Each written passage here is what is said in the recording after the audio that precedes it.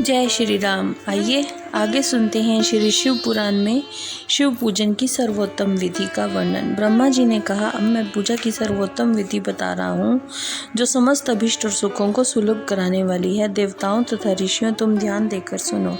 उपासक को चाहिए कि वह ब्रह्म मुहूर्त में शयन से उठकर जगदम्बा पार्वती सहित भगवान शिव का स्मरण करे और हाथ जोड़कर मस्तक झुकाकर भक्तिपूर्वक उनसे प्रार्थना करे, देवेश्वर उठिए उठिए, मेरे हृदय मंदिर में शयन करने वाले देवता उठिए, उमाकांत उठिए और ब्रह्मांड में सबका मंगल कीजिए।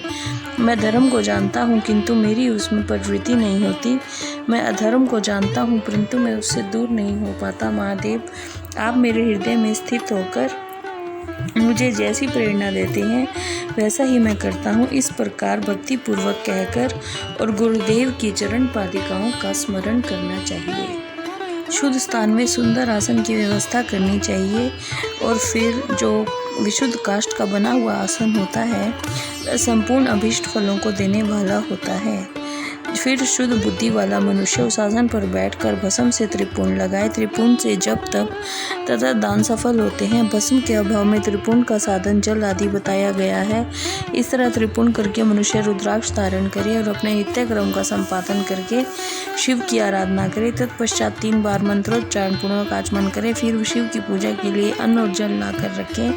दूसरी कोई भी वस्तु आवश्यक हो उसे यथाशक्ति जुटाकर अपने पास रखे। इस प्रकार पूजन सामग्री का संग्रह करके वहाँ धैर्यपूर्वक स्थिर भाव से बैठे। फिर जल, गंध और अक्षत से युक्त एक अर्घ्य पात्र लेकर उसे दाहिने भाग में रखे। उससे उपचार की सिद्धि होती है। फिर गुरु का स्मरण करके उनकी आज्ञा लेकर विधिवत संकल्प करके अपनी कामना को लगना रखते हुए पराभक्ति से सपरिवार शिव का पूजन करे। एक मुद्रा दिखाकर सिंदूर आदि उपचारों द्वारा सिद्धि बुद्धि सहित विघ्नहारी गणेश का पूजन करे। लक्ष्य और लाभ से युक्त गणेश जी का पूजन करके उनके नाम के आदि में प्रणव तथा अंत में नमः जोड़कर नाम के साथ चतुर्थी विभक्ति का प्रयोग करते हुए नमस्कार करें, जैसे ओम गणपते नमः, ओम लक्ष्य लाभ हेताय सिद्धि बुद्धि सहिताय गणपते नमः।